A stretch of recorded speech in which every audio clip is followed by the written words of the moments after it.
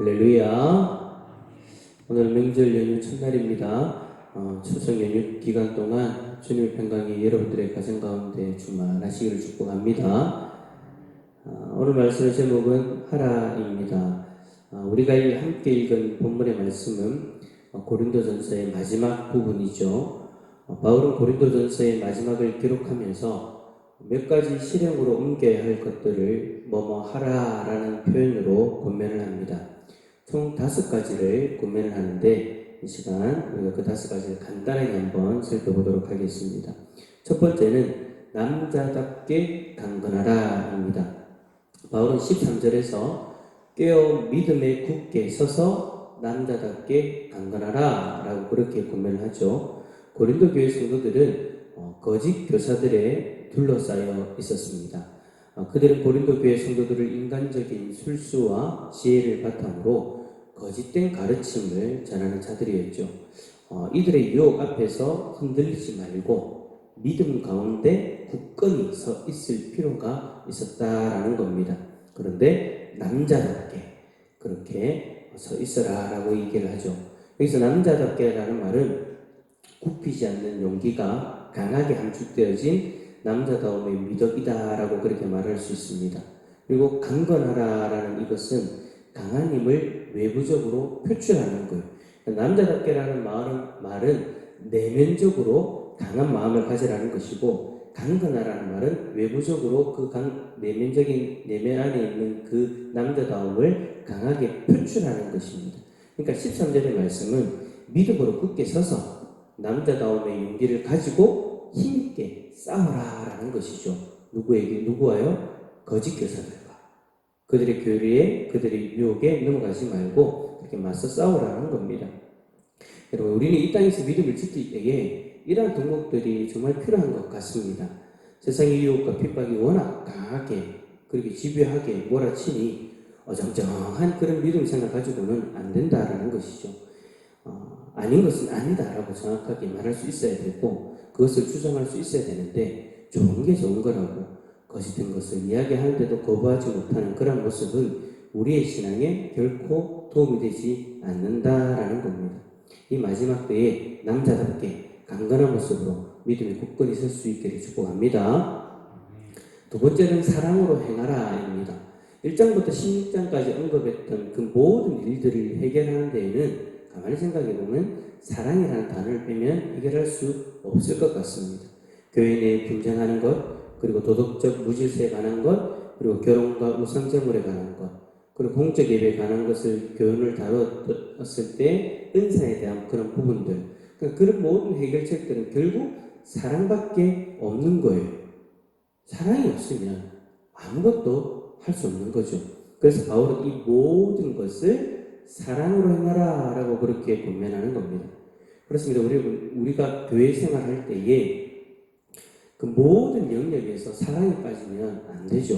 사랑이 있어야 교회 안에 문제가 발생하지 않습니다. 하지만 좀 힘들다고, 사랑하는 게 그렇게 쉽지 않잖아요. 그죠? 좀 힘들다고, 내 자존심이 좀 상한다고 사랑하는 것을 포기하면 그때부터는 교회가 힘들어지기 시작하는 거예요. 사랑은 여러분 배려이고 존중이고 수용이고 희생입니다. 이러한 모습으로 우리가 서로를 대한다면 우리 교회 공동체는 더욱 건강하게 세워질 줄 믿습니다. 세 번째는 모든 사람에게 순종하라입니다. 로마의 클레멘트 서신서라는 것이 있는데 거기에 보면 고린도 교인들이 마땅히 복종해야 될 대상에게 복종하지 못하는 그러한 결점이 있다라고 기록되어져 있다고 합니다. 바울은 이렇게 15절과 16절에서 그들이 이러한 모습으로 교만하게 순종하지 못하는 그런 모습들을 언급하면서 모든 사람에게 순종할 것을 권면하고 있는 거예요. 특히 순종해야 될 그 사람들 중에 바울은 누구를 소개합니까? 스데바나를 소개하죠. 스데바나는 여러분 기록되어 있는 것처럼 아가의 첫 열매, 즉 첫 회신자였습니다. 예수님을 처음 믿은 사람이라는 거예요. 고린도가 아가야의 수도이죠. 그의 가족 모두가 아가야의 첫 복음의 열매가 되었다라고 합니다. 그리고 고린도 교회의 모범으로 바울이 그렇게 그 가정을 소개하고 있는 거예요. 그런 그리스도인으로서 회심한 이후에 본인이 성도들을 정말 열심히 섬겨야 되겠다라고 그렇게 작정을 했다고 합니다. 여기서 성도들을 섬긴다라는 것은 병든 자나 가난한 자들을 돕는 것이고, 이제 첫 회심자이다 보니까 자기 집을 오픈해가지고 예배를 위한 그런 어떤 장소로서 헌신하는 그런 모습도 보여주는 거죠. 어찌 보면 여러분 고린도 교회를 세우는데 스데바나의 그 헌신이 귀하게 쓰임받았던 것 같습니다. 이렇게 교회와 성도들 위해 헌신하는 그 스데바나와 함께 일하며 수고하는 모든 사람들에게 뭐라고 합니까? 순종해라 라고 그렇게 이야기를 해요. 근데 고린도 교인들은 그것이 잘 안 되었다라는 거죠. 여러분 우리는 어떻습니까? 바울은 빌립보서 2장 3절에서 이렇게 말하죠. 아무 일에든지 다툼이나 허용을 하지 말고 오직 겸손한 마음으로 각각 자기보다 남을 낮게 여겨라 라고 그렇게 권면하였죠. 우리가 교회 생활을 할 때에는 내가 이 사람보다 나아라는 그런 마음들을 버려야 합니다. 모든 사람에게 겸손한 마음으로 자기보다 남을 낮게 여기는 그런 어떤 마음이 필요한 거죠. 왜 그런 마음을 가져야 됩니까? 우리가 믿고 따르는 예수님이 친히 그 겸손을 보여주셨고 우리에게 그 겸손을 행하라 라고 이렇게 말씀하셨기 때문입니다. 모든 사람에게 순종하는 이 미덕이 저와 여러분에게 넘쳐나기를 바랍니다. 네 번째는 사람들을 알아주라입니다. 우리 18절 말씀 한번 읽어볼까요? 18절입니다. 시작. 그들이 나와 너희 마음을 시원하게 하였으니 이런 사람들을 알아주라. 아멘. 바울은 17절에서 스데바나와 버드나도 그리고 아가이고에 대해서 이야기를 하면서 이런 사람들을 알아주라 라고 그렇게 권면합니다. 이 세 사람은 지금 바울과 함께 에베소에 있는 거예요. 그런데 17절에 보면 그들이 고린도 교회 성도들의 부족한 것을 채워줬다라고 그렇게 이야기를 합니다.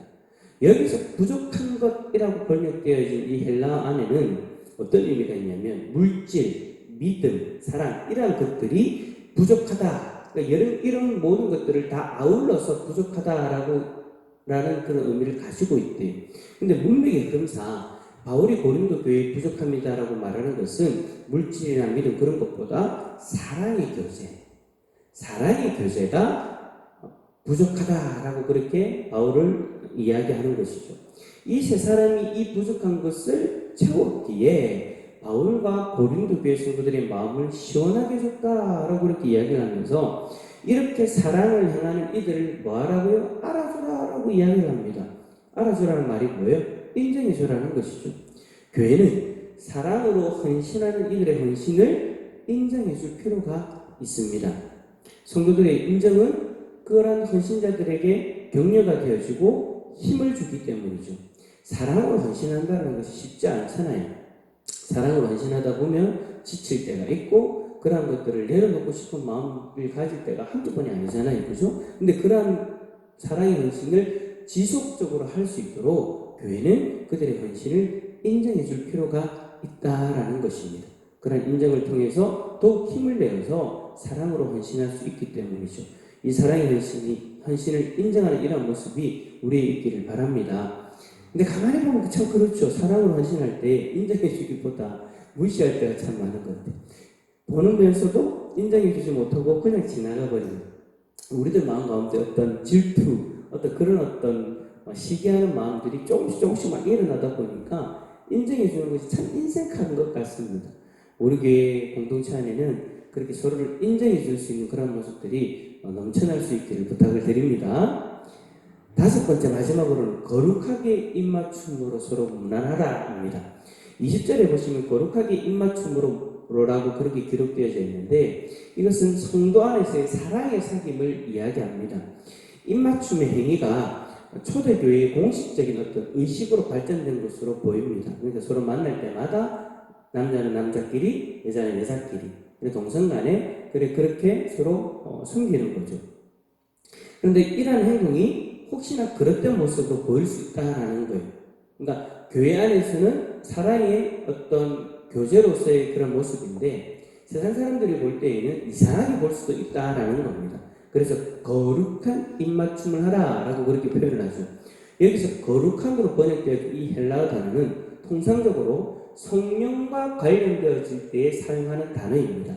그래서 이 말은 이러한 사랑의 사귐이 단지 인간적인 우애와 화합의 차원에서 이루어지는 것이 아니라 성령을 통해서 이루어지는 신령한 교제를 이야기하는 거예요. 그래요. 성도 간의 교제는 성령을 통해서 이루어져야 됩니다. 가끔 성도 간의 교제를 세상 사람들의 교제를 하듯이, 세상 사람들이 교제를 하듯이 사귀는 분들이 계시는데 그러면 안 되죠.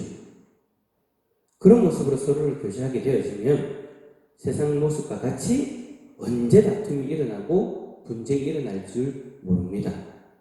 인간적인 모습, 인간 대 인간의 모습으로 그렇게 교제하는 것이 아니라 성령 하나님 안에서 교제를 해야 된다라는 거예요. 우리 교회 안에서 이루어지는 모든 성도 간의 교제가 성령을 통해 이루어지는 역사가 일어날 수 있기를 축복합니다. 인간적인 마음으로 교제하기보다 성령을 통해서 해야 되는 거예요. 그래서 만날 때마다 기도해야 되는 것이고 서로를 위해 위로해야 되는 것이고 그렇게 그리스도의 사랑으로 섬겨야 되는 것이죠.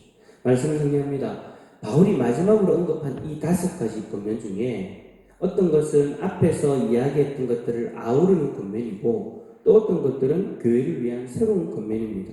그런데 제가 가만히 생각해 보니까 이 5가지만 잘 지켜도 교회가 교회다워지겠다라는 그런 생각이 들더라고요. 여러분 오늘 제가 짧은 시간 동안 5가지를 이야기해 드려서 아마 집에 갔을 때 되면 아마 다 잊으실 거예요. 오늘 집에 가셔가지고 이 5가지 권면을 다시 한 번 더 묵상해 보시고 우리 교회 가운데 아니면 나의 모습 가운데 부족한 모습은 뭔가, 그래서 어떠한 부분에 좀 더 내가 집중하고 관심을 가져야 될까를 한번 여러분들이 묵상하시면서 교회에 덕을 끼치는 우리 모두가 다 되어질 수 있기를 예수 그리스도 이름으로 축원합니다.